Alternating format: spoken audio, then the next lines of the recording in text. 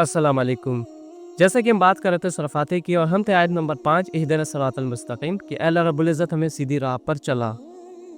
सूरह फातिहा की ये आयत जो है एक अजीब आयत है, चूँकि इस आयत के अंदर अल्लाह रब्बुल इज़्ज़त ने एक गुंजाइश दी है हर एक मुसलमान को, और ये वजह है कि ये आयत जो है मेरी वन ऑफ द फेवरेट आयत ऑफ द कुरान एंड सूरह फातिहा। इस आयत में हम ये कहते हैं कि अल्लाह रब्बुल इज़्ज़त हमें सीधी राह पर चला।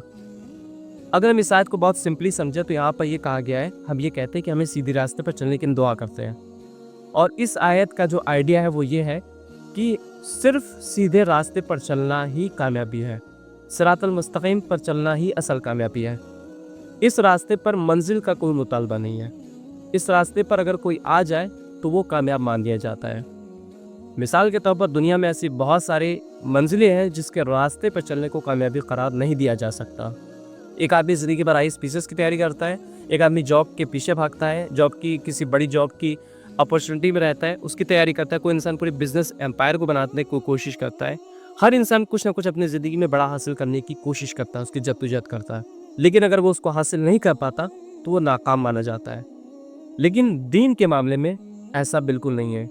यहाँ पर सिर्फ मुतालबा यह है कि इस रास्ते पर चलना शुरू किया जाए, और जो लोग इस रास्ते पर चलते हैं उन्हें कामयाबी का दर्जा हासिल है, वो कामयाब माने गए हैं। जो लोग सिरातल मुस्तकीम के रास्ते पर चलना शुरू करते हैं, इस बात से कोई फ़र्क नहीं पड़ता कि वो 10 कदम चले, 1000 कदम चले, या वो तेज़ चले या वो धीरे चले, इस रास्ते पर वो थे, और ये उनके लिए जो है काफ़ी है कि वो सिरातल मुस्तकीम पर थे। तो जो लोग इस रास्ते पर चलते हैं, जो लोग इस रास्ते को अख्तियार करते हैं, वो असल में सिरातल मुस्तकीम की पे चलने की वजह से वो कामयाब माने गए।